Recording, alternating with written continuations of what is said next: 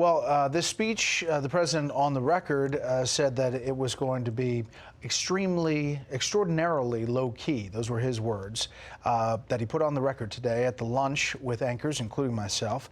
John Roberts is reporting tonight that the president will announce that he is awarding the Presidential Medal of Freedom to Rush Limbaugh during tonight's State of the Union speech. We also understand that Rush Limbaugh may be in attendance tonight. The radio talk show host, of course, announcing this week that he's fighting advanced lung cancer. That's one of the elements of this speech. What else are we looking for? Let's bring in our panel. Matthew Cottonetti again, founding editor of the Washington Free Beacon, Mara Liasson, national political correspondent of National Public Radio, and Susan Friccio, chief congressional correspondent for the Washington Examiner. Susan. Well, that's pretty big news to have Rush Limbaugh come. The announcement that he had cancer was just so devastating for tens of millions of people who are his fans and have been following him for decades.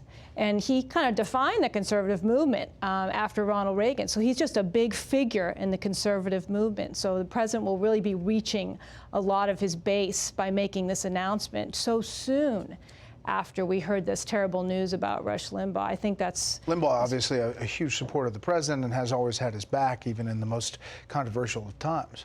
That's right. Now, he's not, not everybody has supported the president, but amongst the conservatives, because we know we have the Never Trump movement, he pretty much stayed on board with him, even while he was running and there were other candidates in the race till now. He has been a staunch supporter and a defender of him during this whole impeachment process. Mara, the other thing that usually State of the Unions are a laundry list of things to do. Last year, this speech was structured a little differently. It kind of wove a lot of stories in there.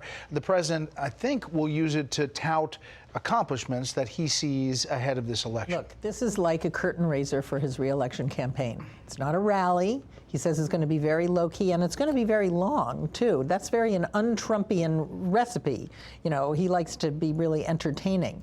But this is a chance, biggest audience he's going to get all year, to tout his accomplishments, to talk about the economy, to talk about Black and Hispanic unemployment rates being low, to talk about all the things he's gotten done. I don't think this is a president who has a tremendously long legislative agenda. He'll talk about things he'll do if he gets reelected, maybe middle-class tax cuts, but I think he wants to tout his accomplishments. He wants to tell the positive story of his tenure. But Matthew, the image here of a president who has been impeached, the trial is not over. The acquittal likely is going to come tomorrow, standing in the well of the House with lawmakers, some of them who will be voting on his acquittal or conviction the next day.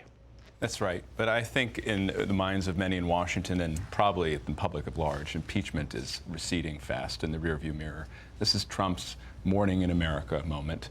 The State of the Union is the beginning of a campaign year, always big campaign speeches to frame the debate. I'm sure you'll hear talk about how America will never be a socialist country, the economy booming, Trump acquitted tomorrow.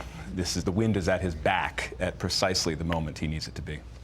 We talked a little bit about the Gallup poll, but that really did open some eyes here in Washington at 49% approval and Republicans at 53%. But if you look at the RCP average, this is across the board, recent polls, approval 45 roughly, and the economy, this is really where all of the polls match up, is kind of touting the success that the administration has had on this front. And it's the people who Democrats might want to target most in this upcoming election. The low-wage earners, their wages are growing faster than anybody's. And these are the people who we always hear Democrats saying the booming economy is not reaching these people. Well, it is. It's also reaching minorities. And they're running out of room to target Trump. So he can really tout that tonight in his speech.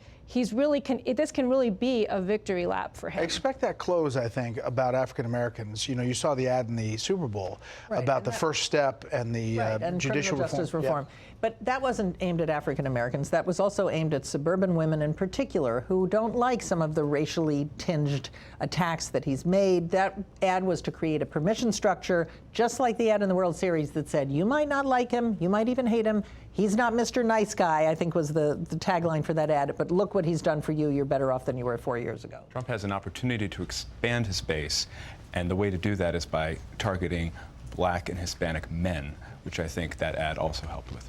All right, we shall see. Thank you, panel.